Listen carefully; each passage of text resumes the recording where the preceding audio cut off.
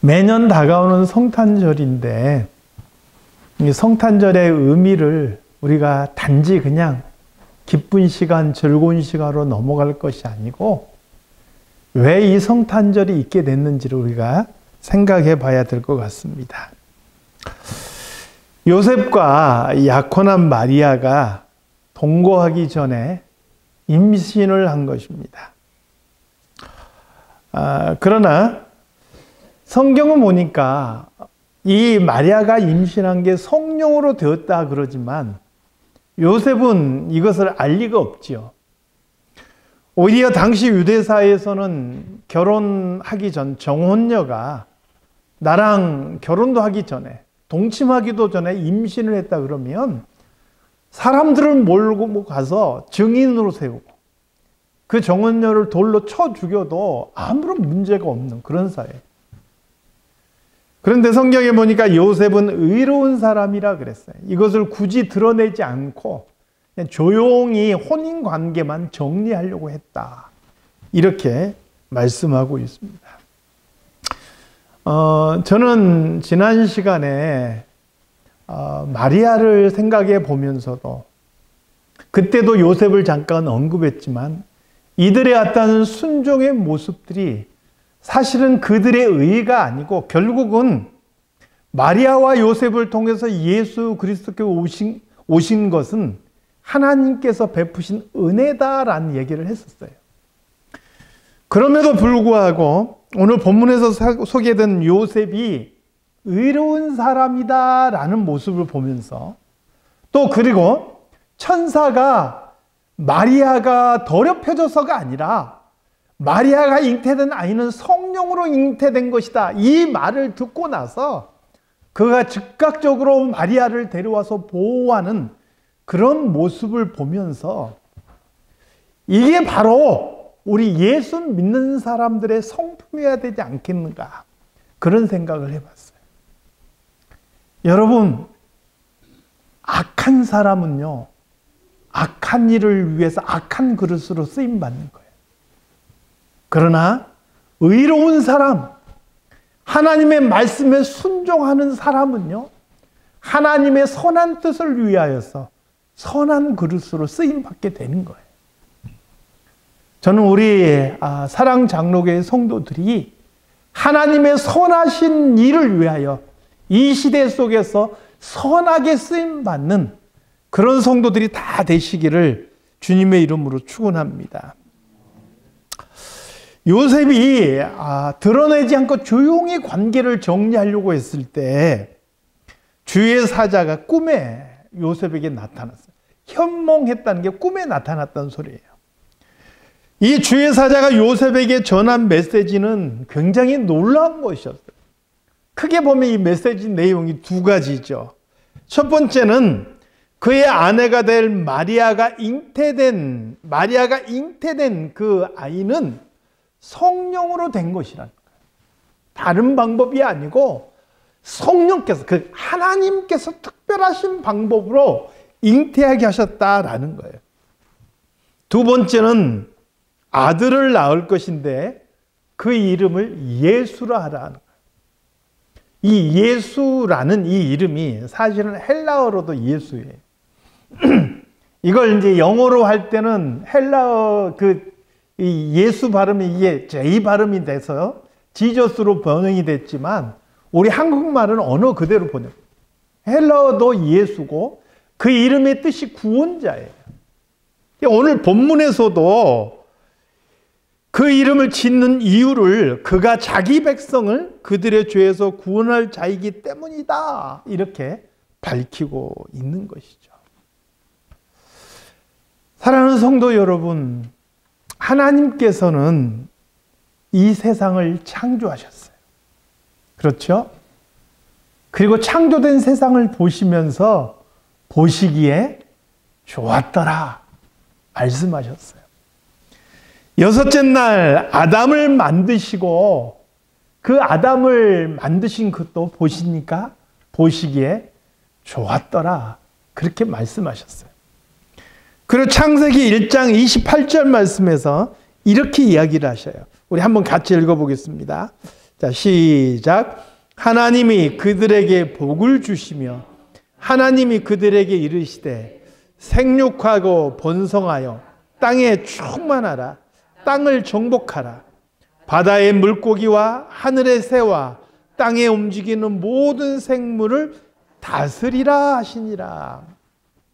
하나님께서 아담을 만드시고 아담에게 말씀하시기를 세상 모든 것을 다 다스려라 이렇게 말씀하셨어요. 하나님께서 만드신 하나님의 나라이지만 그 나라를 아담에게 맡기셔서 아담으로 하여금 다스리게 하셨다는 거예요. 조건은 오직 딱 하나예요. 하나님의 명령에 순종하는 것. 창세기 2장 16절에서 17절 말씀을 보겠습니다. 창세기 2장 16절에서 17절 함께 읽겠습니다. 시작. 여호와 하나님이 그 사람에게 명하여 이르시되 동산 각종 나무의 열매는 내가 임의로 먹되 선악을 알게 하는 나무의 열매는 먹지 말라. 내가 먹는 날에는 반드시 죽으리라 하시니라. 임의대로 먹으라 하셨어요. 임의대로라는 말의 의미는 내가 원하는 수량만큼, 내가 원하는 때, 내가 원하는 종류로 내 마음 내키는 대로 먹어라. 이런 의미인 거예요. 하나님께서는 인간이 자기의 선택으로 자기의 의지를 가지고 자기의 마음에 따라 그렇게 할 수 있는 자유의지를 주신 거예요. 그러나 그 중에 딱 한 가지 선악을 알게 하는 나무의 열매를 먹지 말아서 인간으로 하여금 하나님과의 경계선을 넘지 못하게 하셨어요. 하나님의 명령에 순종하는 거예요. 그런데 아담과 하와는 어떻게 했어요? 하나님께서 모든 걸 임의대로 하게 하시고 세상 만물을 다스리게 하셨음에도 불구하고 그들 자신들이 하나님처럼 되고 싶어서 이 선악을 알게 하는 나무의 열매를 따먹고 만 거예요. 하나님께 불순종한 거고 하나님을 향하여 반역을 한 것이죠. 여기에 대해서 로마서 5장 12절은 이렇게 말씀하세요. 로마서 5장 12절 함께 읽겠습니다. 자, 시작. 그러므로 한 사람으로 말미암아 죄가 세상에 들어오고 죄로 말미암아 사망이 들어왔나니 이와 같이 모든 사람이 죄를 지었으므로 사망이 모든 사람에게 이르렀느니라. 아담으로 인해서 죄가 세상에 들어왔고 그 죄로 인하여서 죽음이라는 것이 우리 인간에게 들어온 거예요. 한 사람이 죄를 지었지만 그 사람이 인류의 대표로 하나님과의 약속을 어겼기 때문에 결국 모든 사람에게 이 사망이 이르렀다라고 성경은 말씀하고 있는 거예요. 아담의 범죄의 결과 에덴 동산에서 추방되었을 뿐만 아니라 아담의 후손으로 오는 모든 인류가 죄 아래 그리고 죽음 아래 놓이게 된 것이죠. 아담이 단지 개인이 아니고 인류를 대표하는 사람이었기 때문에 그가 하나님과의 약속을 깨뜨리는 것은 모든 인류를 죄 아래 놓이게 했다는 거예요. 그런데 하나님께서는 인간이 죄 아래에서 죽고 영원한 지옥의 형벌을 받는 것을 불쌍히 여기셨죠. 그래서 구원의 길을 예비하셨어요. 창세기 3장 15절 말씀을 함께 읽겠습니다. 창세기 3장 15절 말씀 시작. 내가 너로 여자와 원수가 되게 하고 내 후손도 여자의 후손과 원수가 되게 하리니 여자의 후손은 내 머리를 상하게 할 것이요 너는 그의 발꿈치를 상하게 할 것이니라. 아멘. 이게 뱀에게 하신 말씀이에요. 그런데 결국 이 말씀은 어떤 의미냐? 여자의 후손으로 오시는 이가 있는데 이 여자의 후손으로 오시는 이가 인간을 사망에 빠뜨리는 이 죄와 더불어 싸워 이기실 것이다 라는 일종의 선언인 거예요. 저는 에덴 동산에서 쫓겨난 아담과 하와의 심정을 잠깐 상상을 해봤어요. 성경에는 안 나와 있어요. 근데 아담과 하와가 그 마음이 얼마나 괴로웠을까. 믿어지지 않았을 것 같아요. 다시 한번 내가 그 순간으로 돌아간다면 절대로 내가 선악과를 따먹지 않으리라. 이런 마음이 있지 않았을까. 너무 괴롭고 고통스러웠을 것 같아요.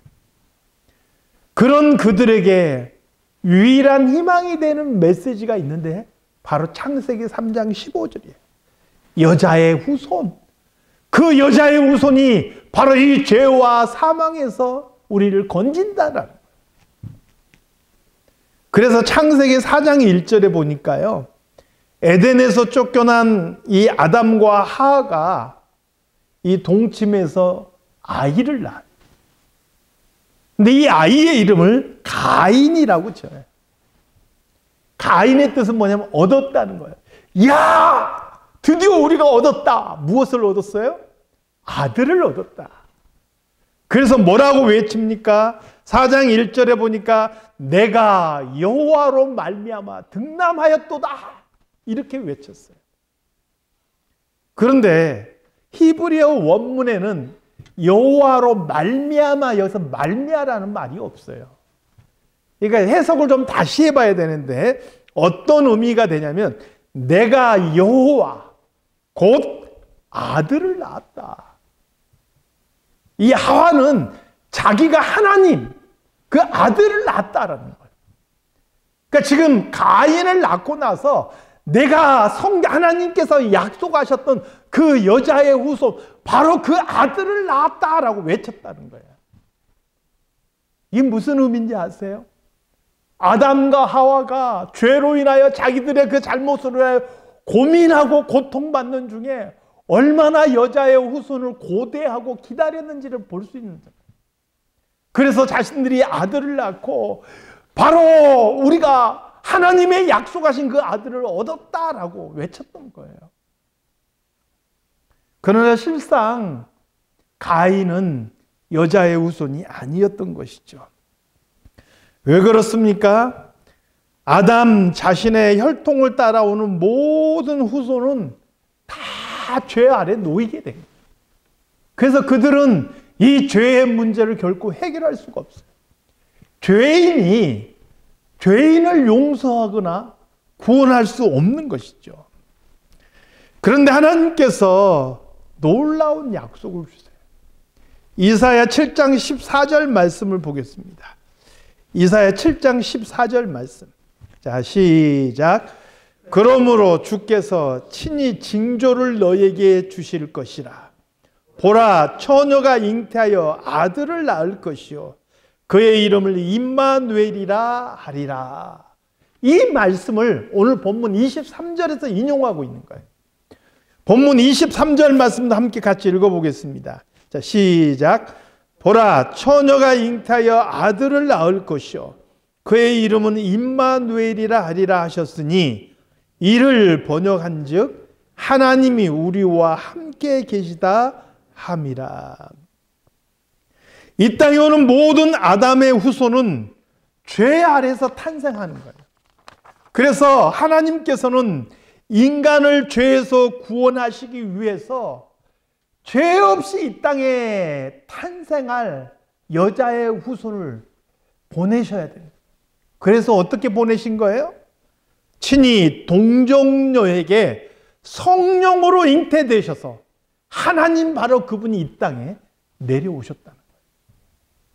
그러므로 동정녀로서 이 땅에 동정녀에게 잉태돼서 이 땅에 오셨다는 것은 예수 그리스도께서 죄 없이 이 땅에 오셨다.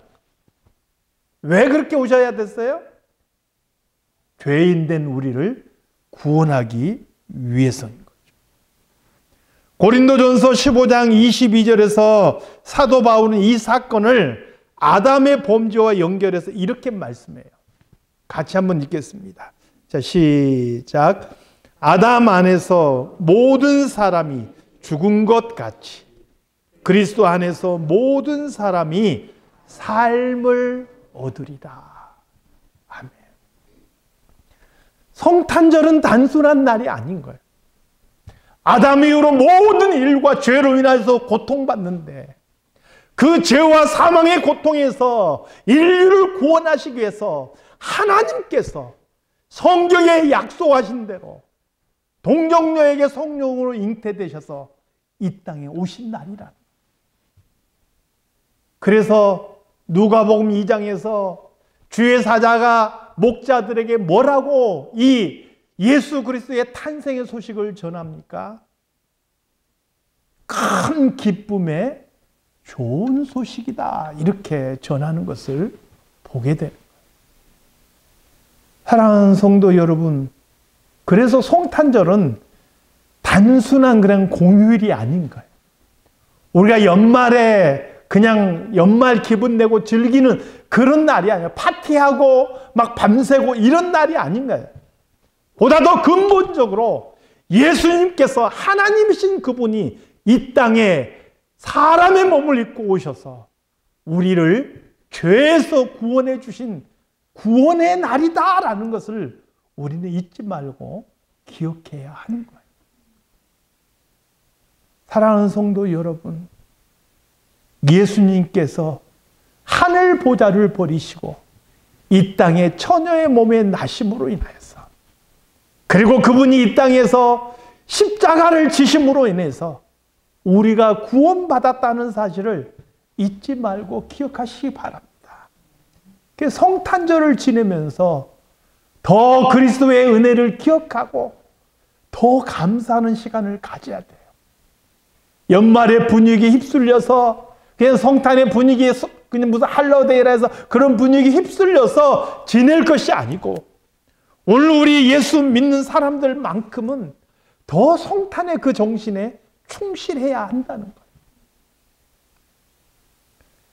2023년 이 성탄을 보내면서 아담이 그렇게 고대하고 고대했던 여자의 후손, 수많은 믿음의 선진들이 고대하고 고대했던 구원자, 그분이 바로 이 땅에 오신 예수 그리스도라는 것을 우리 한번 다시 되새기고, 그분께서 이루신 구원의 그 역사를 우리 함께 찬양하며 잊지 않고 기억하는 소중한 시간들이 다 되시기를 우리 주님의 이름으로 축원합니다.